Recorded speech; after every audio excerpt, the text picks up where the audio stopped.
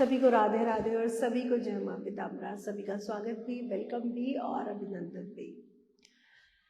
हमारी मोक्षदा एकादशी आ रही है दिसंबर महीने में और 2024 में ये एकादशी बहुत ही ज़्यादा महत्वपूर्ण हो जाती है।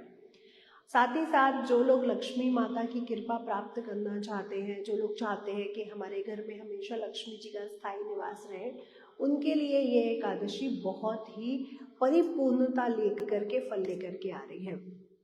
तो कब है और इससे जुड़े कुछ तुलसी के उपाय जिस पर हम बात करने जा रहे हैं। तो सभी को राधे राधे, सभी को जय मां पीताम्बरा। मैं हूँ एस्ट्रोलॉजर नितिशा मल्होत्रा। वैदिक ज्योतिष में ज्योतिष मातन होने के साथ साथ टैरो कार्ड रीडर, न्यूमरोलॉजिस्ट और वास्तु विशेषज्ञ हूँ। और हम लोग बात करेंगे तुलसी के महा उपाय पर, जिससे हम अपने जीवन में लक्ष्मी जी की कृपा तो प्राप्त कर ही सकते हैं। तो सभी लोग चाहते हैं कि उनके घर में लक्ष्मी जी का स्थायी निवास रहे और हमारी आर्थिक स्थिति हमेशा मजबूत रहे। हम जो व्यवसाय कर रहे हैं उसमें हमें सफलता मिले। तो तुलसी महारानी का सनातन धर्म में बहुत विशेष महत्व लिखा गया है। बहुत से उपाय इससे जुड़े हुए होते हैं। कहा जाता है कि जो भी सनातन धर्म को मानता है, जो भी आयुर्वेद को जानता है, वो अपने घर में तुलसी महारानी जी के वृक्ष को ज़रूर सींचता है।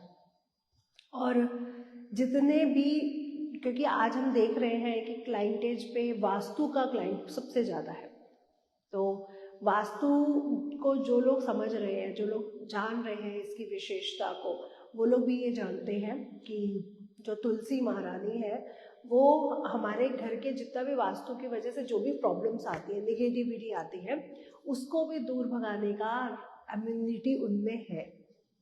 तो अपने घर में सबने तुलसी महारानी जी को रखा है, लगाया है, उनको सींच रहे हैं। अब उनके पत्तों को, सर्दियाँ आ चुकी हैं तो उनके पत्तों की कोई चाय पी रहा है, कोई डेली उनको लेता है, क्योंकि वो हमारे इम्यून सिस्टम को भी स्ट्रॉन्ग करती हैं।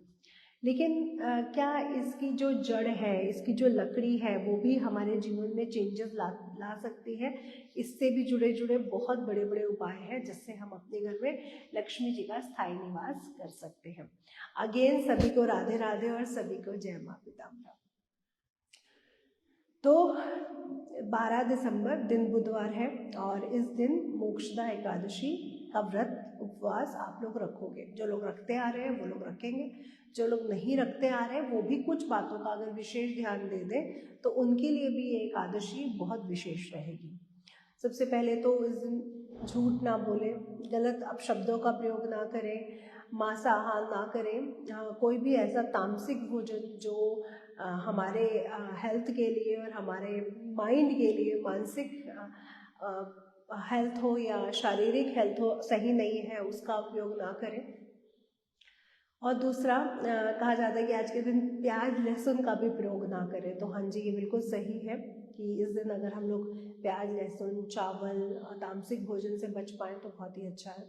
तो आप लोग भी, जो लोग बच सकते हैं वो बचें, जो लोग छोड़ सकते हैं वो लोग उस दिन ना खाएं तो बहुत अच्छा है। और फलाहार, मैं आपसे ये नहीं कहूँगी कि आप लोग व्रत रखो, बट जितना हो सके कोशिश उतना नॉर्मल भोजन लो तो बहुत अच्छा रहेगा। फलाहार ज़्यादा कर लो। अगर आप रोटी सब्जी भी खा रहे हो तो उसमें प्याज लहसुन ना हो, इस बात का ध्यान रख लो। और ये बात तो मैं बहुत अच्छे से जानती हूँ कि बिना प्याज लहसुन के भी भोजन सच में बहुत स्वाद बनता है। तो इसमें कोई वो नहीं है कि भोजन स्वाद नहीं बनता है, क्योंकि टेस्ट के साथ कॉम्प्रोमाइज़ तो हम भी नहीं करते। तो इसलिए प्लीज़ अगर आप कोशिश करोगे और बहुत अच्छा भोजन आपका ऐसे भी तैयार हो जाएगा। तो इस दिन उपाय क्या करना है? दिन बुधवार का दिन है और एकादशी पे तुलसी जी को नहीं छुआ जाता, ना जल चढ़ता है, ना पत्ते तोड़े जाते हैं। तो एक दिन पहले यानी 11 दिसंबर को ही, मंगलवार का दिन है, आप उस दिन तुलसी के कुछ पत्ते, क्योंकि जिन्होंने शालिग्राम जी, जिनके घर में स्थायी निवास कर रहे हैं या जिनका घर ही ठाकुर जी का है, उनको एक दिन पहले, क्योंकि हमें तो भोग लगाने के लिए भी तुलसी के पत्तों का, तुलसी दल का इस्तेमाल करना ज़रूरी है। तो एक दिन पहले ही तुलसी ज़रूर रख लें अपने पास, हरी भरी। और उस दिन क्योंकि आप तुलसी जी को हाथ नहीं लगा सकते, तोड़ नहीं सकते हैं, ठीक है। दूसरा, अपने घर में जो लोग इस दिन कोई भी पूजन हवन कराना चाहते हैं, कोई नया विशेष कार्य वाला पूजन हवन नहीं, वो नहीं होगा। जो लोग रेगुलर कुछ जैसे हवन या पूजन कराते रहते हैं, शांति करवाते रहते हैं या सत्यनारायण की कथा करा ली, वो लोग इस दिन का इस्तेमाल अच्छे से कर सकते हैं। लेकिन आज हम बात कर रहे हैं लक्ष्मी जी का। तो सबसे पहले लक्ष्मी जी का एक विशेष उपाय बताऊंगी, उसके बाद एक विशेष उपाय शनि ग्रह और हमारे जीवन में जो प्रॉब्लम्स आती है, स्ट्रगल रहता है, काम डिलेज होते हैं, उसका उपाय बताऊंगी जो बहुत विशेष रहने वाला है। तो सबसे पहले आपने क्या करना है इस दिन, क्योंकि हमारे घर में तुलसी जी की डंडियाँ, पत्ते, क्योंकि जिनके घर में तुलसी का पौधा है उनके घर में डंडी भी होगी, उनके घर में कभी पेड़ सूखा होगा तो पेड़ की जड़ भी होगी, उनके घर में तुलसी के पत्ते भी होंगे सूखे हुए। तो हम लोग ये सब फेंकते नहीं हैं। ऑफ कोर्स जहाँ पे बैल्कनी में वो होते हैं तो हम वहाँ से वो चीज़ों को इकट्ठा कर लेते हैं, और इकट्ठा करने के बाद एक उसको इकट्ठे करके एक हवन के लिए इस्तेमाल करते हैं। तो आप लोग भी कभी भी जो तुलसी पत्ते गिर रहे होते हैं, कभी कभी तुलसी सूख जाती है, उनकी जड़ होती है, तना होता है, उनको कभी फेंकिए मत। थोड़े दिन से मेरी तबीयत ठीक नहीं थी तो थोड़ा सा है अभी भी लेकिन आई होप आपको आवाज़ ठीक आ रही हो। तो आप लोग उसको इकट्ठा करते रहा करो। अगर आप लोगों को नहीं है अभी आपके पास तो बिल्कुल परेशान होने की ज़रूरत नहीं है, आप हवन सामग्री ले लो। लेकिन जिन्होंने संभाल के रखे हुए हैं तुलसी जी का तना, जड़, पत्ते सूखे हुए, वो लोग हवन में इसको भी इस्तेमाल कर सकते हैं। तो आपने ये लिया, उसके बाद आपने लेना है गूगल, लुभान, देसी घी ज़रूर होगा, और हवन सामग्री में पंचमेवा यानी 5 तरह का जो ड्राई फ्रूट्स रहता है विद नारियल, मखाना एंड ऑल, वो ज़रूर रहेगा। तो 5 तरह का पंचमेवा ले लो, और गूगल लुभान ज़रूर रहेगी, क्योंकि हम अपने जीवन में मैनिफेस्ट कर रहे हैं पैसे को और निगेटिविटी को हटा रहे हैं, क्योंकि जहाँ पे निगेटिविटी है वहाँ पे लक्ष्मी जी तो नहीं आ सकती। तो लक्ष्मी जी को बुलाने के लिए हमें अपने आसपास सराउंडिंग को खुशनुमा बनाना पड़ेगा, और साथ ही साथ खुशबुओं से भरना पड़ेगा। खुशनुमा यानी अपने घर का माहौल अच्छा करे, और खुशबूदार यानी हमारे घर से ऐसी सात्विक खुशबू आए जो लक्ष्मी जी को प्रसन्न कर सके। तो आप देखिए लक्ष्मी जी कहाँ स्थायी निवास करती थी, जहाँ पे खुशबू बहुत होती है ना। और सबसे सात्विक खुशबू किसकी मानी गई है? हवन की। हवन जब आपके घरों में होता है तो आप लोगों को बहुत अच्छा लगता होगा, हवन की खुशबू अच्छी लगती है, घर बिल्कुल पॉजिटिविटी से भरा हुआ हो जाता है। हाँ, लगता है ना, हवन की खुशबू बहुत अच्छी है, ऐसा लगता है, फील होता है जैसे सब कुछ पॉजिटिव हो रहा है, नेगेटिविटी हट रही है। लगता है कि नहीं लगता आपको? सच बताओ। तो अपने घर में एक छोटा सा हवन ऑर्गेनाइज करो। जब आप हवन करोगे उसमें कुछ, जब आप हवन सामग्री डाल रहे हो तो आपने क्या विशेष ध्यान देना है कि जैसे आपने ना हवन सामग्री को तैयार किया, हवन सामग्री ली, उसमें पंचमेवा डाला, उसमें गूगल डाला, उसमें लुभान डाला, अब आपने उसमें तुलसी की तना या तुलसी का जो भी आपके पास सूखा हुआ है वो डाल दिया, राइट। अब इसमें थोड़ा सा आप डालोगे गुलाब का इत्र। अब आप कहोगे मैम गुलाब का इत्र, हाँ थोड़ा सा डालना है उसी सामग्री में, थोड़ा सा आप देसी घी मिला लो, क्योंकि जब हस्बैंड वाइफ बैठोगे तो हस्बैंड घी की आहुति देंगे, वाइफ और जो लोग बैठे हुए हैं वो हवन सामग्री की आहुति देंगे। लेकिन कई बार क्या होता है कि हमारे हस्बैंड घर पे नहीं है, या वो पूजा में भाग नहीं लेना चाहते, या वाइफ बीमार है नहीं लेना चाहती है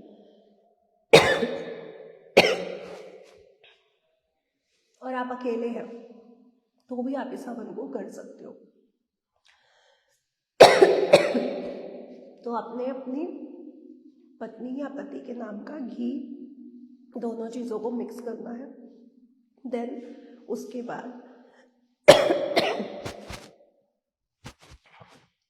आपने हवन करना है। इसमें और भी कुछ मिलाना है, उसको भी ध्यान से लिख लीजिए। हम लक्ष्मी जी को मना रहे हैं तो इसमें अनारदाना ज़रूर डालिएगा। सूखा हुआ अनारदाना नॉर्मल पंसारी की दुकान से मिल जाता है। इसमें कमल गट्टे जो लक्ष्मी जी को बहुत प्रिय है, कमल का बीज का कमल गट्टा, वो डालना बिल्कुल मत भूलिएगा। इसमें आपने एक आता है बेल का गूदा, वही बेल जिसके जो शिव जी पे भी चढ़ता है, शिवलिंग पर, बेल का गूदा, उसका सूखा हुआ गूदा भी पंसारी की दुकान पे जहाँ पे पूजा पाठ का सामान मिलता है वहाँ मिल जाता है इसलिए, वो मंगा लीजिएगा। थोड़ा सा आप इसमें डालोगे गन्ने का रस, अगर आपको गन्ने का रस ना मिले ना तो आप खांड भी मिला सकते हो जो गन्ने से ही बनती है, ठीक है। अच्छा, अब आप कहोगे मैम गन्ने का रस डालने से तो ये गीला हो जाएगा, कैसे हवन होगा? हवन हो जाता है क्योंकि वो मीठा होता है। और खांड, खांड मिलाते हो तो भी हो जाएगा, गुड़ भी आप मिला सकते हो, खांड भी आप मिला सकते हो, तो बेसिकली खांड मिला लीजिए। और खांड मिलाने के साथ साथ थोड़ी शुगर, जो वाइट क्रिस्टल वाली शुगर जो नॉर्मल आप लोग घरों में यूज़ करते हो, वो भी मिलाना बिल्कुल मत भूलिएगा। तो ये सब चीज़ें आपने मिलाई, इसके बाद आपने हवन करना। हवन कैसे करना है? आप पहले अपने गुरु का, पहले गणेश जी का, गुरु का, कुल देवी का, वास्तुदेव का, और आपके जो इष्ट देवी है उनका ध्यान करिए। और उसके उपरांत आप लोगों ने लक्ष्मी जी के मंत्र का, ओम महालक्ष्मी च विद्महे विष्णु पत्नी च धीमहि तन्नो लक्ष्मी प्रचोदयात्, इसको लक्ष्मी गायत्री मंत्र कहते हैं, इसका जाप कर लेना है। और एक एक आहुति डालते जाने हैं। अब आप लोग 21, 51 या 108 आहुतियाँ अगर दे देते हैं तो बहुत अच्छा रहेगा आज के दिन, अगर आप लोग अपने घर में स्थायी निवास चाहते हैं। दूसरा मैं आपसे ये कहूँगी कि अगर आप लोग को लगता है कि मैं 108 आहुतियाँ नहीं दे पाऊँगी, टाइम लग रहा है, टाइम कम है, तो आप 51 भी दे दोगे तो भी बहुत अच्छा है, ठीक है। तो आहुति ज़रूर दो, चाहे कोई भी एक इंसान घर में टाइम निकाल के इस हवन को कर ले छोटे से, तो भी अच्छा रहेगा। आप लोग कहते हो कि हमें प्रोसेस नहीं आता है, आप नॉर्मल प्रोसेस से करो। आपको, मुझे इस बारे में जानकारी नहीं है ज़्यादा, लेकिन मैं नॉर्मल प्रोसेस में कर रही हूँ तो भी आपको अच्छे रिजल्ट मिलेंगे। गुड़ और आटे के, अच्छा ठीक है हाँ, वो सीरा, हमारे में शीरा कहते हैं, वो पी रही हूँ मैं, बट थोड़ी तबीयत टाइम से, ठंड भी है ना, कल यहाँ बारिश भी हो रही थी तो ठंड भी हो रही है, तो बिल्कुल भी होगी। और थैंक यू, आप लोगों ने इतना ध्यान रखा, थैंक यू सो मच। ठंड कैसे पड़ रही है? ठंड तो पड़ रही है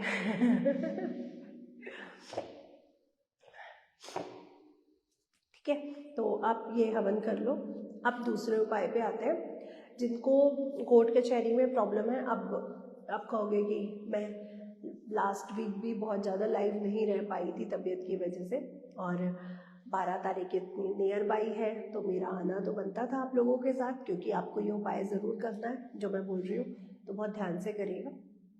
जो किसी कोर्ट कचहरी में फंसे हुए हैं, कोई भी कोर्ट केस से निकलना चाहते हैं, कई लोग झूठे आरोपों में फंस जाते हैं, कई लोगों का सरकार से कोई कनेक्शन है और वहाँ से उनको अच्छा रिजल्ट नहीं मिल रहा, कई लोग सरकारी जॉब की तैयारी कर रहे हैं, अच्छा रिजल्ट नहीं मिल रहा, या फिर कईयों का कोई भी काम रुका हुआ है जो वो चाहते हैं दिल से कि अब मेरा ये काम हो जाए, ये प्रॉब्लम आ रही है लाइफ में, ये हो रहा है, वो हो रहा है, कईयों की लाइफ में बहुत चीज़ें डिस्टर्ब हो रही हैं, तो वो लोगों के लिए ये उपाय बताने जा रही हूँ। आपने 108 पीपल के पत्ते लेने हैं, 12 को। अच्छा, कैसे लेने हैं? आप एक दिन पहले पीपल के पेड़ के पास जाओ और उनको बोलो कि मैं आपके पीपल के पत्ते लेना चाहता हूँ, मुझे ये रेमेडी करनी है, मेरे साथ ये प्रॉब्लम है, और वहाँ पे थोड़ा सा खांड और आटे का जो पंजीरी होती है वहाँ रख के आ जाओ, और दूसरे दिन जाओ उनके ऊपर जल डालो, जल में पानी, दूध और चीनी होनी चाहिए, और दीपक या धूप लगाओ कि मैं आज आपके 108 पत्ते ले जा रहा हूँ और अपनी इस काम के लिए ले जा रहा हूँ, प्लीज़ मुझे मदद करेगा। फीमेल और मेल दोनों ये कर सकते हैं। डेट में ये उपाय नहीं करना है क्योंकि हनुमान जी का है, पीपल के पेड़ का, तो डेट में नहीं करना है जब आप मेंसेस में हैं, अदरवाइज कोई भी इस उपाय को कर सकता है। कोई एज फैक्टर नहीं है, आप 20 साल के हैं, आप 50 के हैं, आप 16 के हैं या आप 38 के हैं, कोई एज फैक्टर नहीं है। आपने 108 पीपल के पत्ते लिए, आप घर आए, आपने उसको गंगा जल से साफ किया, देन आपने उसके ऊपर लिखा सीताराम। सीताराम लिखने के लिए चमेली का तेल और सिंदूर का इस्तेमाल करना है, ठीक है, सिंदूर, चमेली का तेल।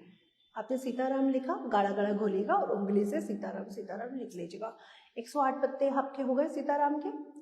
जो लाल कलावा होता है जो हम लोग हाथ में बांधते हैं, उसकी एक माला बनाइए और ये जाइए आप हनुमान मंदिर में 12 तारीख को, और हनुमान जी को ये माला चढ़ाइए। जो भी आपका प्रॉब्लम है, मेरा पिया नहीं लग रहा है, कुंडली में है अगर कुंडली में है अगर आपका विदेश सेटलमेंट तो या जाने का तो पीआर लग जाएगा। कर्ज है तो आपका कर्ज उतरने के चांसेस बन जाएंगे। देखिए, कर्ज माफ़ करने के लिए कभी प्रे मत करिए कि मेरा कर्ज माफ़ हो जाए। मैं आपके लिए नहीं कह रही हूँ, मैं सबके लिए कह रही हूँ। हमेशा ये कहिए कि मेरे को इतनी अर्निंग दो कि मेरा कर्ज भी उतर जाए, मेरा घर भी सुचारू रूप से चले और मैं सेविंग भी कर पाऊँ, और जितना मैं कर्ज उतार रहा हूँ ना उससे डबल मेरी सेविंग हो। ऐसी मनोरथ रखते हुए जब आप उनके पास जाओगे ना तो आपको बेस्ट बेस्ट बेस्ट रिजल्ट मिलेंगे, सच्ची कह रही हूँ। ठीक है, तो आप हनुमान जी को वो माला चढ़ाओ और अपनी प्रार्थना उस समय बोलो। कोई कोर्ट कचहरी का केस है वो बोल दो, किसी की हेल्थ इश्यूज है वो बोल दो, किसी का मैरिड लाइफ में रिलेशनशिप अच्छा नहीं चल रहा वो बोल दो, किसी का बच्चे से रिलेटेड कोई प्रॉब्लम है, वो गलत रास्ते पे चला गया है, गलत दोस्तों में पड़ गया है, पढ़ाई नहीं करता है या अल्कोहलिक है, जो भी आपके घर में जो भी आपके साथ प्रॉब्लम्स चल रही होंगी, क्योंकि बहुत से लोग देख रहे हैं तो बहुत सी प्रॉब्लम्स होंगी दुनिया में।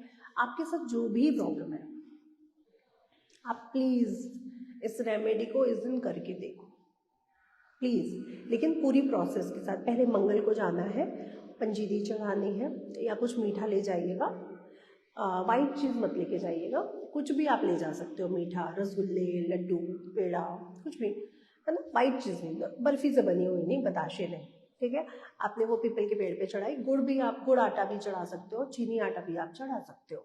फिर आपने उनसे बोला कि मैं इस मनोरथ के लिए ये उपाय करने जा रहा हूँ और मैं बड़ा परेशान हूँ या परेशान हूँ, मेरी इस दुविधा को, इस प्रॉब्लम को आप दूर करिए, तो मुझे आपके 108 पत्ते चाहिए।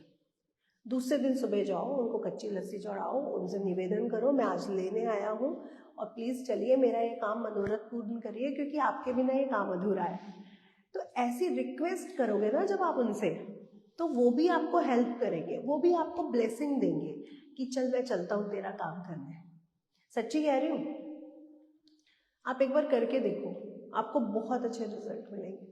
फिर आपने वो पीपल के पत्ते लिए, देन आपने उस पर लिखा, घर आके गंगा जल से साफ करते हुए आप जितनी देर सीताराम सीताराम लिख रहे हो ना, आप उतनी देर भी बोलते रहो।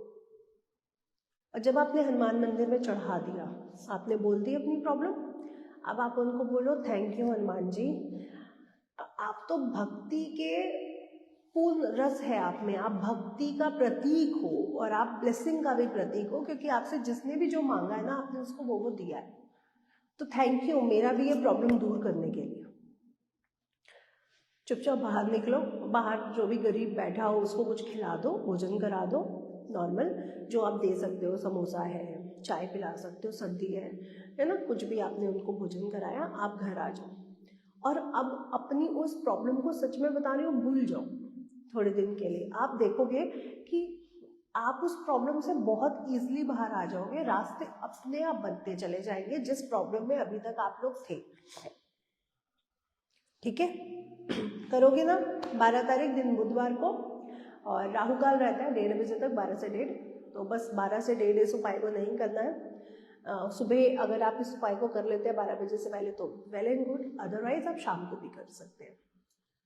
ठीक है, सुबह इस उपाय को करिएगा, क्योंकि मंगल यानी हनुमान जी भी सुबह एक्टिवेट रहते हैं बहुत ज़्यादा, और बुध ग्रह भी सुबह एक्टिवेट रहता है, और एकादशी का दिन है, ये भी सुबह की ही पूजा को दर्शाता है।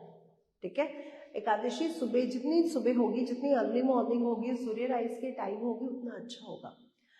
शाम को अगर आप करते हैं तो बेसिकली इस रेमेडी को शाम को नहीं, सुबह ही होना चाहिए, लेकिन हनुमान जी की पूजा रात 10 बजे के बाद बहुत अच्छे रिजल्ट देती है, लेकिन कोई भी मंदिर 10 बजे के बाद खुला नहीं होगा, इसलिए सुबह इस प्रोसेस को अच्छे से कर लीजिएगा।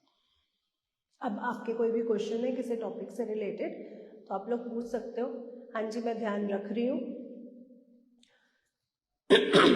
बिल्कुल रख रही हूँ, आप बिल्कुल परेशान ना हो, और ऐसे ही ब्लेसिंग मुझे प्यार देते रहे। थैंक यू फॉर ब्लेसिंग, जो आप लोगों ने मुझे ब्लेसिंग दी, मैं पढ़ रही हूँ बीच बीच में। अगर आप लोगों के मन में कोई क्वेश्चन है टॉपिक से रिलेटेड तो प्लीज़ पूछें।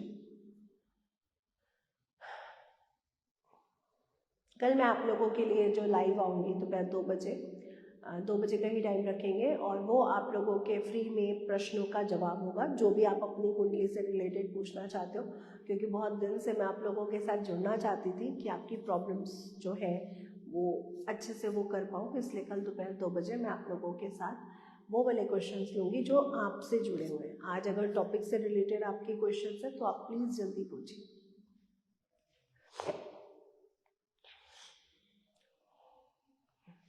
सभी को राधे राधे।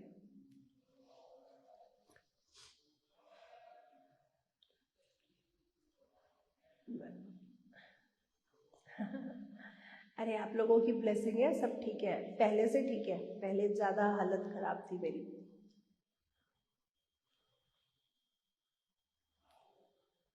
Today is 7, 8, 9, 11, 12। हाँ ठीक है, थर्सडे हो रही है।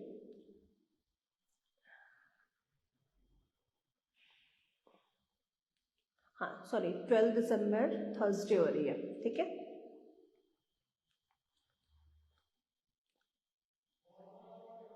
Thank you so much.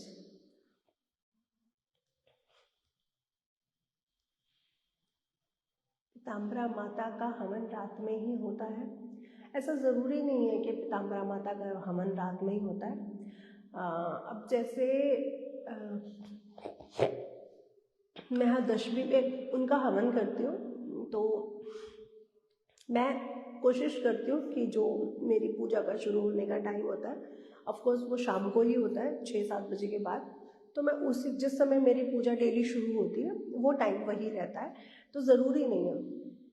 अब जब मैं उनका डेली हवन करती हूँ, जब मैं उनकी साधना में जाती हूँ, तो मैं क्योंकि दशमांश बहुत ज़्यादा होता है, तो दशमांश एक साथ करने में बहुत ऊर्जा लगती है और हवन की जो गर्मी होती है वो बहुत ज़्यादा होती है, तो मैं दशमांश एक साथ नहीं झेल पाऊँगी, मुझे भी पता है, और मुझे माइग्रेन भी है, तो वो दशमांश मैं नहीं झेल पाती हूँ एक ही दिन में पूरा, तो मैं डेली उनका दशमांश करने की कोशिश करती हूँ। तो जो डेली मैं दशमांश करती हूँ, तो वो ऑफकोर्स मेरा सुबह 4 बजे ही होता है, क्योंकि वो 4 बज जाते हैं उस बजे तक,